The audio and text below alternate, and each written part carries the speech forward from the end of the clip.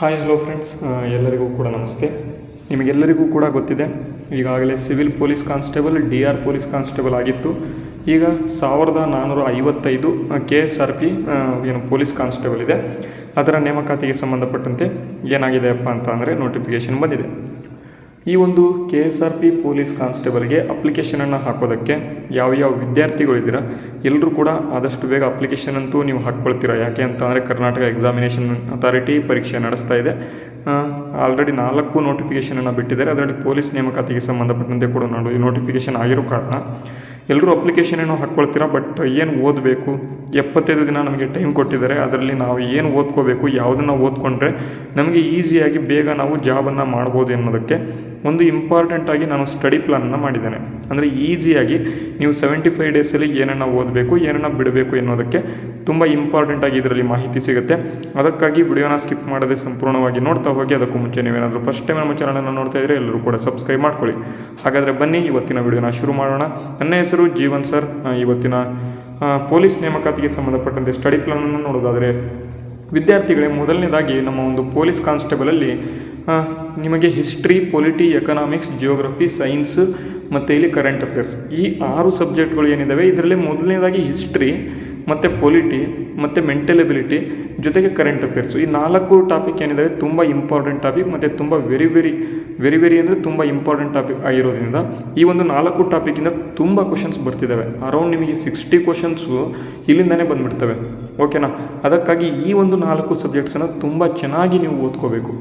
ಆದರೆ ನಾವೇನು ಮಾಡಿದ್ದೇವೆ ನಿಮಗೆ ಅಂತ ಸಂಪೂರ್ಣವಾಗಿ history, polity, economics, geography, science ಮತ್ತು ಇಲ್ಲಿ ಇನ್ನೊಂದು ಯಾವುದು ಕರೆಂಟ್ ಅಫೇರ್ಸು, ಈ 6 ಸಬ್ಜೆಕ್ಟ್ಗಳನ್ನು ಈಸಿಯಾಗಿ ನಿಮಗೆ 70ರಿಂದ ನಾವು 50 ದಿನದಲ್ಲಿ ಯಾವ ರೀತಿ ಓದಬೇಕು ಆ ರೀತಿ ರೆಡಿ ಮಾಡಿದ್ದೀವಿ. ಬಟ್ ಏನಪ್ಪ ಅಂತಂದರೆ 70 ದಿನದಲ್ಲಿ ನೀವು ಇದನ್ನು 2 ಸಲ ಓದ್ಬೋದು, ರಿವೈಸ್ ಮಾಡ್ಕೊಂಡ್ಬಿಡ್ಬೋದು. ಅದಕ್ಕಾಗಿ ಈ ಒಂದು ಬ್ಯಾಚನ್ನು ನಾವು ನಿಮಗೆ ಲಾಂಚ್ ಮಾಡಿದ್ದೀವಿ. ಇದನ್ನು ಸಂಪೂರ್ಣ ಬ್ಯಾಚ್ ಅಂತ ಹೆಸರಿಟ್ಟಿದ್ದೀವಿ. ನಾವು ಇಲ್ಲಿ ಗ್ರಾಮ ಆಡಳಿತ ಅಧಿಕಾರಿ ಅಂತ ಇಲ್ಲಿ ಹೆಸರನ್ನು ಕೊಟ್ಟಿದ್ದೇವೆ. ಬಟ್ ಇಲ್ಲಿ ಇದು ನಿಮಗೆ ಪೊಲೀಸ್ ಕಾನ್ಸ್ಟೇಬಲ್ ಪರೀಕ್ಷೆಗೂ ಬರುತ್ತೆ, ಗ್ರಾಮ ಆಡಳಿತ ಅಧಿಕಾರಿ ಪರೀಕ್ಷೆಗೂ ಬರುತ್ತೆ. ಬಟ್ ಇನ್ನೊಂದು ಯಾವುದಪ್ಪ ಅಂತ ಅಂದರೆ KREIS ಮತ್ತು ಇನ್ನೊಂದಿದೆ, ಮತ್ತು ಭೂಮಾಪಕರ ಇಲಾಖೆ. ಈ 4 ಏನು ನೋಟಿಫಿಕೇಷನ್ ಆಗಿದ್ದಾವೆ ಎಲ್ಲರಿಗೂ ಕೂಡ GK ಪೇಪರ್ ಒಂದೇ. ಓಕೆನಾ? GK ಪೇಪರ್ ಸೇಮ್ ಪೇಪರ್ ಇರುತ್ತೆ, ಒಂದೇ ಪೇಪರು. ಅದಕ್ಕಾಗಿ ಎಲ್ಲರಿಗೂ ಕೂಡ ಬರುತ್ತೆ ಇದು. ಅದಕ್ಕಾಗಿ ಈ ಒಂದು ಕ್ವಶನ್ ಪೇಪರ್ ಏನಿದೆ ತುಂಬ ಇಂಪಾರ್ಟೆಂಟ್ ಆಗಿರೋದ್ರಿಂದ ಸಂಪೂರ್ಣ ಬ್ಯಾಚನ್ನು ನೀವು ಯೂಸ್ ಮಾಡ್ಕೊಳ್ಳಿ. ಇದರಿಂದ ನಿಮಗೆ ಯೂಸ್ ಆಗ್ತದೆ.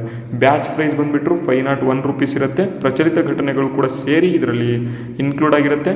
ಇಲ್ಲಿ ಕೊಟ್ಟಿರ್ತಕ್ಕಂಥ ಸ್ಕ್ಯಾನರ್ ಮುಖಾಂತರ ನೀವು ಪರ್ಚೇಸ್ ಮಾಡ್ಬೋದು. ಅದಾದ ಬಳಿಕ ನಮಗೆ ಬರೀ ಕರೆಂಟ್ ಅಫೇರ್ಸ್ ಬೇಕು ಸರ್, ನಮಗೇನು ಬೇಡ, ಕರೆಂಟ್ ಅಫೇರ್ಸ್ ಒಂದು ಸಾಕು, ನಾವು GK ಆಲ್ರೆಡಿ ಓದ್ಕೊಂಡಿದ್ದೀವಿ ಸರ್, ಇನ್ನೊಂದ್ಸಲ ರಿವೈಸ್ ಮಾಡ್ಕೋತೀವಿ, ನಮ್ಮ ಹತ್ರ ನೋಟ್ಸ್ ಇದೆ ಅಂತ ಅಂತಕ್ಕಂಥವ್ರು ಬರೀ ಕರೆಂಟ್ ಅಫೇರ್ಸ್ನ ಬರೀ 60 ರೂಪಾಯಿಗಳಿಗೆ ನಾವು ಪ್ರೊವೈಡ್ ಮಾಡ್ತಾ ಇದ್ದೇವೆ. ಅದಕ್ಕಾಗಿ ಕರೆಂಟ್ ಅಫೇರ್ಸನ್ನು ಕೂಡ ನೀವೇನು ಮಾಡ್ಬೋದು, ಪರ್ಚೇಸನ್ನು ಮಾಡ್ಬೋದು. ಪರ್ಚೇಸ್ ಮಾಡಬೇಕಾದ್ರೆ ಕರೆಕ್ಟಾಗಿ ನೀವು ನೋಡ್ಕೊಳ್ಳಿ. ಸ್ಕ್ಯಾನರ್ಗೆ ನೀವು ಕರೆಕ್ಟಾಗಿ ಅಮೌಂಟ್ ಹಾಕಿದ ನಂತರ udyogjeevan12@gmail.com ಎಂಬತಕ್ಕಂಥ ಇಮೇಲ್ ವಿಳಾಸಕ್ಕೆ ನೀವು ಏನಪ್ಪ ಮಾಡಿ ಅಂತ ಅಂದರೆ ಸ್ಕ್ರೀನ್ಶಾಟನ್ನು ಕಳಿಸಿ. ಅಲ್ಲಿ ನಿಮಗೆ ಸಂಪೂರ್ಣವಾಗಿ ಏನಪ್ಪ ಸಿಗುತ್ತೆ ಅಂತ ಅಂದರೆ ನಿಮಗೆ PDF-ಗಳು ನಾವು ಕರೆಂಟ್ ಅಫೇರ್ಸ್ PDF-ಅನ್ನು ಕಳಿಸ್ತೇವೆ. ಈಗ ಮೊದಲನೇದಾಗಿ ಏನೇನು ಕೇಳ್ತಾರೆ ನಮಗೆ ಎಕ್ಸಾಮಲ್ಲಿ, ಅದಕ್ಕೆ ಸಂಬಂಧಪಟ್ಟಂತೆ ಸ್ವಲ್ಪ ಸಣ್ಣ ಮಾಹಿತಿಯನ್ನು ಕೊಡ್ತೇನೆ, ನೋಡ್ಕೊಂಡು ಬಂದುಬಿಡೋಣ. ನೋಡಿ ವಿದ್ಯಾರ್ಥಿಗಳೇ, ನಾನು ಆಲ್ರೆಡಿ ಇದೆಲ್ಲ ನಾನು ಹೇಳಿದ್ದೇನೆ. ಅಂದರೆ ಹಿಂದಿನ ಒಂದು ಸ್ಟಡಿ ಪ್ಲಾನಲ್ಲಿ ಆಲ್ರೆಡಿ ಹೇಳಿದ್ದೇನೆ. ಬಟ್ ಇನ್ನೊಂದ್ಸರಿ ನಾನೇನಪ್ಪ ಹೇಳ್ತಿದ್ದೇನೆ ಅಂತ ಅಂದರೆ ಏನೇನೋ ಓದಬೇಕು ಅಂತ ಹೇಳಿಬಿಡ್ತೇನೆ. ನೋಡಿ, ಕರ್ನಾಟಕದ ಇತಿಹಾಸದಲ್ಲಿ ಮೇಯ್ನಾಗಿ ಫೋಕಸ್ ಮಾಡಬೇಕಾಗಿರೋದು ಇದು ಮೌರ್ಯರು, ಶಾತವಾಹನರು, ಕದಂಬರು, ಗಂಗರು, ಬಾದಾಮಿ ಚಾಳುಕ್ಯರು, ರಾಷ್ಟ್ರಕೂಟರು, ಕಲ್ಯಾಣಿ ಚಾಳುಕ್ಯರು, ಚೋಳರು, ವ್ಯಂಗ್ಯ ಚಾಳುಕ್ಯರು ಮತ್ತು ಪಲ್ಲವರು. ಇವರನ್ನ ಕರೆಕ್ಟಾಗಿ ಓದ್ಕೊಳ್ಳಿ. ಅದಾದ ಬಳಿಕ ಇನ್ನೂ ಸ್ವಲ್ಪ ಇದ್ದಾವೆ. ಹೊಯ್ಸಳರ ಬಗ್ಗೆ ಪಕ್ಕಾ ಕ್ವಶನ್ ಬರುತ್ತೆ, ನೆನ್ಪಿಟ್ಕೊಳ್ಳಿ. ವಿಜಯನಗರ ಸಾಮ್ರಾಜ್ಯ, ಬಹುಮನಿ ಸುಲ್ತಾನರು, ಶಾಹಿ ಮನೆತನ, ಚಿಕ್ಕ ಸಂಸ್ಥಾನಗಳು, ಮೈಸೂರಿನ ಒಡೆಯರು, ಮೈಸೂರಿನ ಸುಲ್ತಾನರು, ಕರ್ನಾಟಕದಲ್ಲಿ ಸ್ವತಂತ್ರ ಸಂಗ್ರಾಮ ಮತ್ತು ಇಲ್ಲಿ ಕರ್ನಾಟಕದಲ್ಲಿ ಸ್ವತಂತ್ರ ಚಳುವಳಿಗಳು ಮತ್ತು ಇಲ್ಲಿ ಏಕೀಕರಣ. ಇವೆಲ್ಲವೂ ಕೂಡ ತುಂಬ ವೆರಿ ಇಂಪಾರ್ಟೆಂಟ್ ಟಾಪಿಕ್ಗಳು ಇವೆಲ್ಲವೂ ಕೂಡ. ಅದಕ್ಕಾಗಿ ಇದನ್ನು ನೀವು ಏನು ಮಾಡಬೇಕು ಅಂತ ಅಂದರೆ ಕರೆಕ್ಟಾಗಿ ಒಂದ್ಸಲಿ ನೋಡ್ಕೋಬೇಕು, ಓದ್ಕೋಬೇಕು ಮತ್ತು ರಿವೈಸ್ ಮಾಡ್ಕೋಬೇಕು.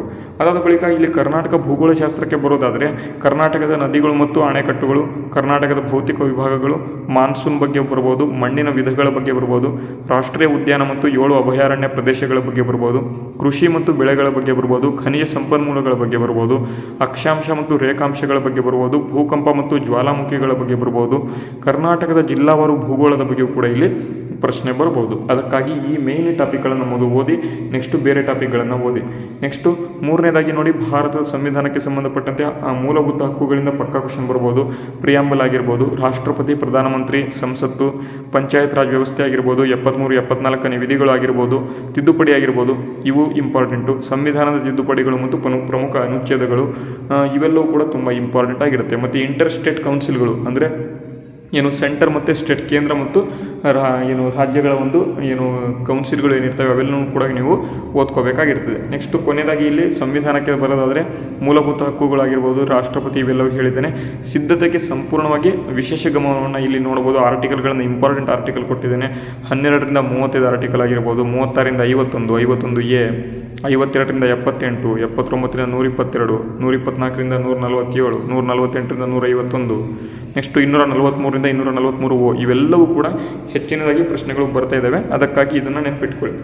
ಅದಾದ ಬಳಿಕ ಭಾರತದ ಅರ್ಥವ್ಯವಸ್ಥೆಗೆ ಬರೋದಾದರೆ ಕರ್ನಾಟಕ ಎಕ್ಸಾಮಿನೇಷನ್ ಅಥಾರಿಟಿಯಿಂದ ಬರ್ತಕ್ಕಂಥ ಟಾಪ್ ಮೋಸ್ಟ್ ಇಂಪಾರ್ಟೆಂಟ್ ಆಗಿರ್ತಕ್ಕಂಥ 10 ಟಾಪಿಕ್ ನೋಡಿ.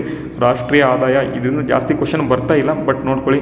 RBI ಆಗಿರ್ಬೋದು, ಬ್ಯಾಂಕಿಂಗು, ಹಣದುಬ್ಬರ, ಕೇಂದ್ರದ ಬಜೆಟ್ ಆಗಿರ್ಬೋದು, GST ಆಗಿರ್ಬೋದು, ಬಡತನ ಮತ್ತು ನಿರುದ್ಯೋಗ ಆಗಿರ್ಬೋದು, ಕೃಷಿ ಆಗಿರ್ಬೋದು, ನೀತಿ ಆಯೋಗ ಆಗಿರ್ಬೋದು, ವಿದೇಶಿ ವ್ಯಾಪಾರ ಆಗಿರ್ಬೋದು, ಕರ್ನಾಟಕದ ಆರ್ಥಿಕತೆ ಆಗಿರ್ಬೋದು, ಇವು ಕೂಡ ಇಲ್ಲಿಂದನೂ ಕೂಡ ಕೇಳ್ತಾರೆ. ಮತ್ತು ಇದರ ಜೊತೆಗೆ ನೀವು ಬಜೆಟ್ ಆಗಿರ್ಬೋದು ಮತ್ತು ಇಲ್ಲಿ ಎಕನಾಮಿಕ್ ಸರ್ವೆ, ಇವೆರಡು ಮೇನ್ ಇಂಪಾರ್ಟೆಂಟು. ಇದನ್ನು ಮಾಡಲೇಬೇಕು, ಬಜೆಟ್ ಮತ್ತು ಎಕನಾಮಿಕ್ ಸರ್ವೆ.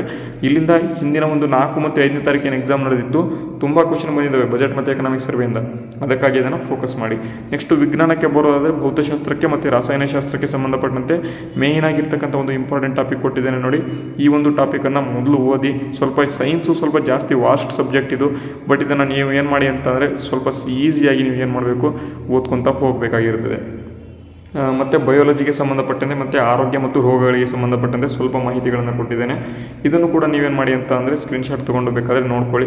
ಈ ಒಂದು ಸ್ಟಡಿ ಪ್ಲ್ಯಾನ್ ಏನಿದೆ ಎಲ್ಲವೂ ಕೂಡ ನಾವು ಫ್ರೀಯಾಗಿ ಸ್ಟಡಿ ಪ್ಲ್ಯಾನನ್ನು ಟೆಲಿಗ್ರಾಮಲ್ಲಿ ನಾನು ಹಾಕಿರ್ತೇನೆ. ಓಕೆನಾ, ಟೆಲಿಗ್ರಾಮಲ್ಲಿ PDF ಹಾಕಿರ್ತೇನೆ. ಎಲ್ಲರೂ ಕೂಡ ಒಂದು ಸ್ಟಡಿ ಪ್ಲ್ಯಾನನ್ನು ನೀವು PDF ಡೌನ್ಲೋಡ್ ಮಾಡ್ಕೊಳ್ಳಿ. ಡೌನ್ಲೋಡ್ ಮಾಡ್ಕೊಂಡು ನೀವು ಇದರ ಪ್ರಕಾರ ನೀವು ಓದ್ಕೊಳ್ತಾ ಹೋಗಿ. ಓಕೆನಾ, ಇದು ಮೇಯ್ನ್ ಆಗಿರ್ತಕ್ಕಂಥದ್ದು. ನೆಕ್ಸ್ಟ್ ಮೆಂಟಲ್ ಎಬಿಲಿಟಿಗೆ ಸಂಬಂಧಪಟ್ಟಂತೆ ಇದನ್ನು ನೀವೇ ಮಾಡಬೇಕು. ನಮ್ಮ ಒಂದು ಕೋರ್ಸಲ್ಲಿ ಇದು ಇರೋದಿಲ್ಲ. ಮೆಂಟಲ್ ಎಬಿಲಿಟಿಗೆ ಸಂಬಂಧಪಟ್ಟಂತೆ ಮೇಯ್ನ್ ಇಂಪಾರ್ಟೆಂಟ್ ಟಾಪಿಕ್ ಇದ್ದಾವೆ, ಅದನ್ನು ಕೂಡ ನೀವು ನೋಡ್ಕೊಳ್ಳಿ. ಓಕೆನಾ, ಇದು ಆದ ಮೇಲೆ ನೀವು ನಾನು ಈಗಾಗಲೇ ಹೇಳಿದೆ ಸಂಪೂರ್ಣ ಬ್ಯಾಚ್ ಅಂತ, ಈ ಒಂದು ಬ್ಯಾಚನ್ನು ಪರ್ಚೇಸ್ ಮಾಡೋದನ್ನು ಮರಿಬೇಡಿ. ಪರ್ಚೇಸ್ ಮಾಡಿಕೊಂಡು ನೀವು ಕರೆಕ್ಟಾಗಿ ನೀವು ತಯಾರಿಯನ್ನು ನಡೆಸ್ಬೋದು. ಬ್ಯಾಚ್ ಪ್ರೈಸ್ ಬಂದುಬಿಟ್ಟು 501 ರೂಪಾಯಿ ಇರುತ್ತೆ. ಕರೆಂಟ್ ಅಫೇರ್ಸ್ ಬೇಕು ಅಂತಂದರೆ ಬರೀ 60 ರೂಪಾಯಿ ಇರುತ್ತೆ. ಎರಡೂ ಕೂಡ ನೀವು ಯೂಸ್ ಮಾಡ್ಕೋಬೋದು. ಇವತ್ತಿನ ಸ್ಟಡಿ ಪ್ಲ್ಯಾನ್ ಯಾವ ರೀತಿ ಅನ್ನಿಸ್ತು ಎಲ್ಲರೂ ಕೂಡ ಕಮೆಂಟ್ ಬಾಕ್ಸ್ ಮೂಲಕ ಕಮೆಂಟ್ ಮಾಡಿ ತಿಳಿಸಿ ಅಂತ ಹೇಳ್ತಾ ಇವತ್ತಿನ ವಿಡಿಯೋನ ಮುಗಿಸ್ತೇನೆ. ಜೈ ಹಿಂದ್, ವಂದೇ ಮಾತರಂ.